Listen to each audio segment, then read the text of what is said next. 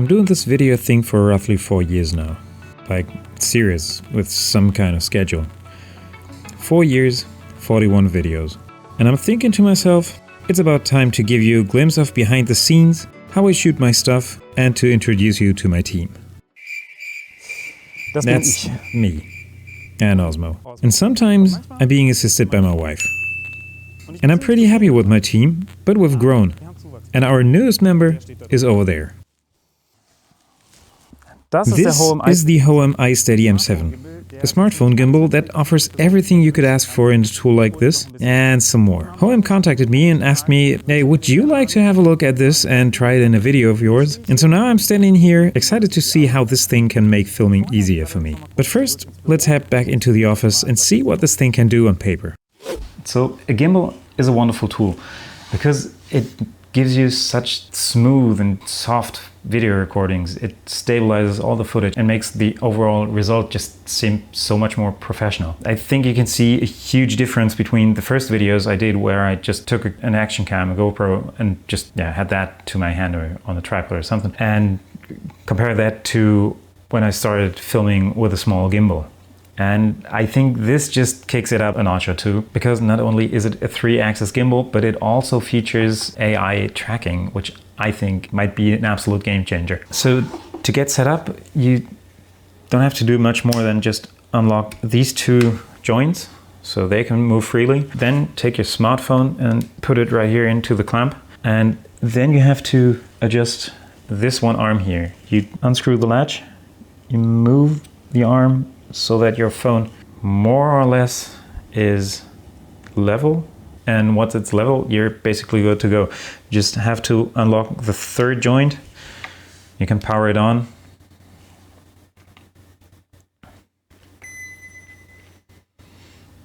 And you're good to go. There is no additional app required. You don't need any Wi-Fi, no GPS or anything. The only thing I'd recommend is to connect the smartphone to the gimbal via Bluetooth, so you can actually use the shutter button from the gimbal to fire the camera off your phone. Other than that, nothing else is needed. There is an app by Hohem called the Joy app, and if you install that, that brings a camera itself with the complete package, so to speak, with additional features like preset templates and stuff like that. As usual for gimbals, this one works in 3, basically 4 modes. You have one that it follows the panning axis, but the tilt is locked. Then you've got PTF, what's that stand for? Pan, tilt, whatever. But you can pan and you can tilt the camera, but it doesn't tilt sideways. And then you get the POV, where the gimbal not only pans and tilts front to back, but it also tilts sideways. And then you've got a 4th mode where you can lock individual axes if you wish to. Next to the display, which by the way features as a magnetic remote control, using this joystick on the remote or on the gimbal, you can move the entire arm and recompose the shot basically. And you can do that even from a distance, because it's a remote control. So even from a distance you can still move the entire gimbal and recompose the shot. The remote control shows an image that the AI tracker on top of the gimbal records, so you can even from a distance have a rough idea of what your camera is looking at. So then there is this tiny little round button with the orange brim. That is the on-off button and the shutter button. Then there's another button on the side of the remote, which is basically a copy of the trigger button down here to either start or stop the tracking if the tracker is facing you or your subject. If you have the gimbal moved to somewhere and you want it recentered, you push this button twice, 3 times, turns the gimbal around if you want to film yourself. Push it 4 times, that's something I really like. Let's say you want to film something with a wide angle lens. You might have this joint right here in your frame. Obviously you don't want that. So you push this button 4 times and the whole gimbal readjusts, so you've got the joint behind your phone. It might be blocking the display, but you've got a clear field of view, and as mentioned, you've got a second display right here on the gimbal, at least for an estimate of what you're looking at. And then there's one nice feature that I like a lot. The tracker, you might have noticed that it's white here in front. That is actually a small light. And you can turn it on by pressing the button in the center of this wheel here and use the wheel to control the temperature of the light or to control the brightness of the light. And all of that can be adjusted and selected through the display. And what it also does is not only warm or cold light, but also RGB if you're into that.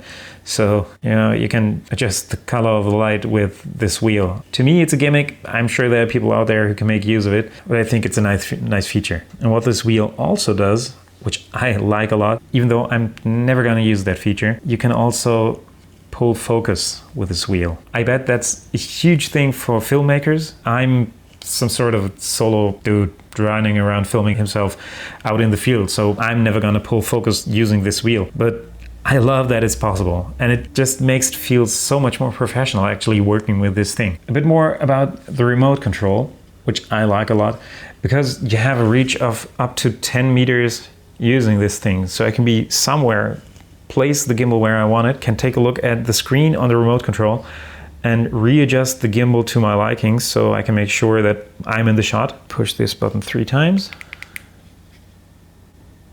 and turn off the pink light. And once I'm sure I'm in the shot where I want to be, I can fire the camera from the remote control, and I can even either start the AI tracking from the remote or by gesture control, which I think is absolutely game-changing. What I hope for this thing is for it to either ease up my workflow and make life easier for me, or to improve my results. And if that's a fair assumption, I'm gonna find out this evening.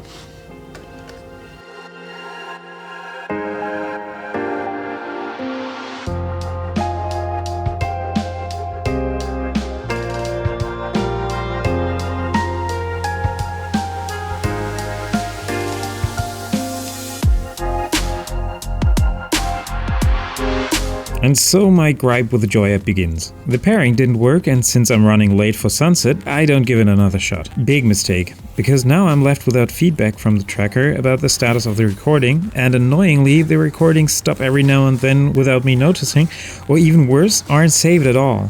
So now I'm stuck with wonderful clear audio, but I'm missing video because I didn't notice the app hadn't been recording anymore.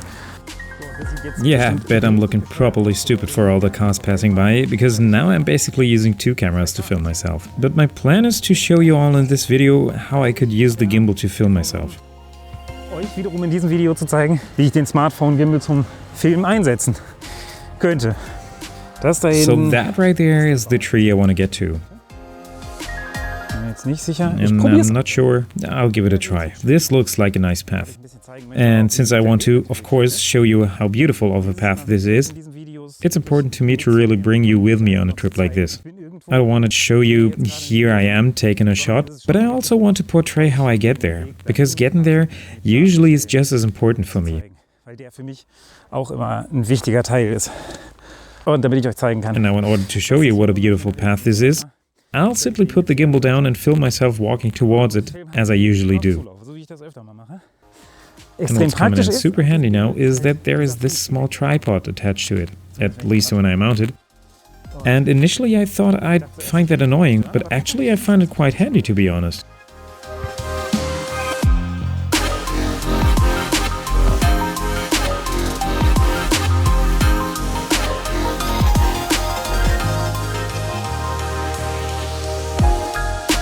And another handy feat, I've now walked past the gimbal and can easily use the remote control to flip it around and have it film me in the other direction as well.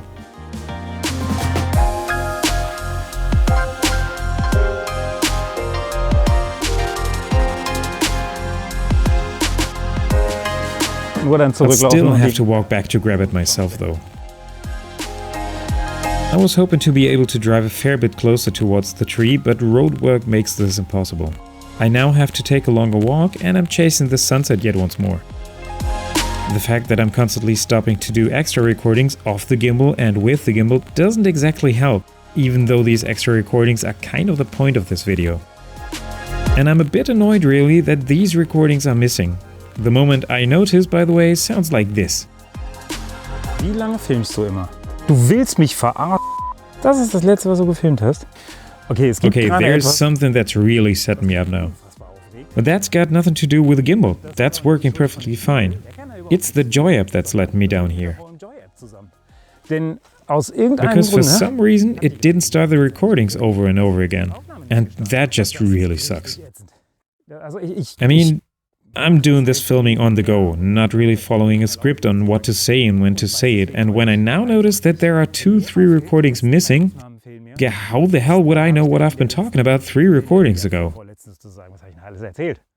And then I don't know where to pick things up again, and something like this is really time-consuming and just as frustrating. So now I'll resort to simply using the standard phone app, hoping that that'll work without issues. And I wanted to visit this tree right here because I really loved how this big trunk grew, arching really far out.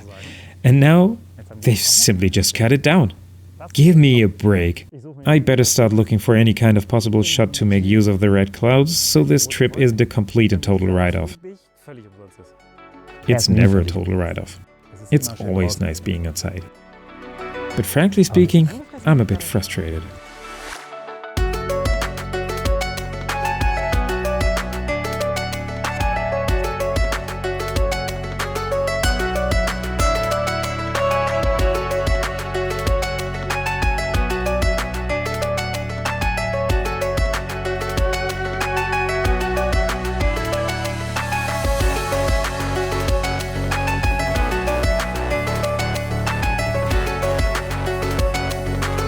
Well, whatever.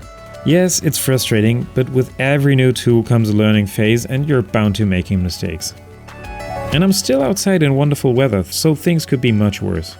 And the standard phone app works reliably and the recordings don't randomly stop, and even though the sun has already set behind the small Deister, Mother Nature gives me some incredible colors. But this time I wasn't working reliably and apparently forgot to start the voice recording. Once the hiccups start, they just keep coming. Just like a dead battery. But this is a great chance to show you how I shoot my B-roll. Unpack the camera a second time, change the battery once more, put the tripod back and take it once more. Not just taking the photograph, but also filming the process of composition. The things you do to make everyone feel like they're out there themselves. Each time I then actually manage to bring home a good shot makes me happy as it nicely ties together everything. With all the extra effort today, it will be more than that one though.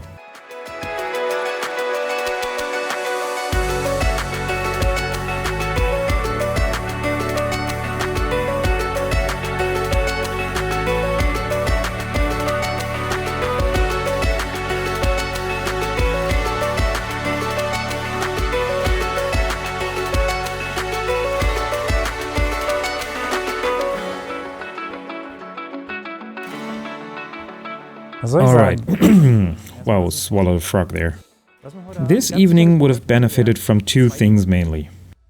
Firstly, for a video in which I intend to show a lot, I probably shouldn't go to a completely new to me location where I have no idea yet for any kind of composition. I hope there was still something in there for you about how I shoot my videos and how much goes on behind the scenes, so to speak, with me running back and forth, placing the camera here and there and take yet another shot, so I can hopefully bring you all with me on a trip, on an excursion like this. Because that is important to me. I don't just want to show you, look, I'm here, but also how I get to the location and probably what's going on while scouting for compositions. And secondly, check real quick if the audio is recording. Yep, it's running. Perfect. And the second thing would be, charge all the devices before I set off. I used the gimbal already to film the other 2 parts for this video on this very battery charge. And of course it's gonna deplete eventually. Bit of a shame it has to be right in the middle of the shoot. I'll pack up my stuff real quick and make my way back to the car and drive home. And on the walk back, I'll draw a conclusion about today. Well, of course. Tonight's been a proper battery battle. Now even my DJI Osmo has left me stranded, even before I could gather my closing thought. Alright. Working with the Hohem iSteady M7 is fun. It feels good. It feels like it's a proper professional tool you're working with and not just some random smartphone gimmick. But it won't replace the Osmo. It's a bit too big and too bulky for that. And fun stuff like putting the camera right into my mouth real quick to grab a shot from my perspective obviously won't work with the iSteady. What does work like a charm is to quickly place it somewhere on the ground, adjust the framing via the remote control. Jesus, I hope you're not getting seasick, because now I'm just filming with my phone and handheld. The one thing I need to get to grips with is to match colors and contrast from the phone recordings and the recordings of the Osmo. Because together, I think these two tools are an incredibly powerful team. I guess I'll work my way into this and I'm excited to see the results. I hope there was something in this video for you. Not only the product introduction, so to speak, of the iSteady and how I use it, but also in general a peek behind the scenes. And who knows, maybe that shot even turned out decent. I thank you for tuning in. And we'll see us again in roughly 4 weeks. With yet another video from this area, which I have already shot about 2 or 3 weeks ago, and in which it looks a lot more like winter. But hey, who needs the right order anyway? Alright, thank you all for watching. Until next time.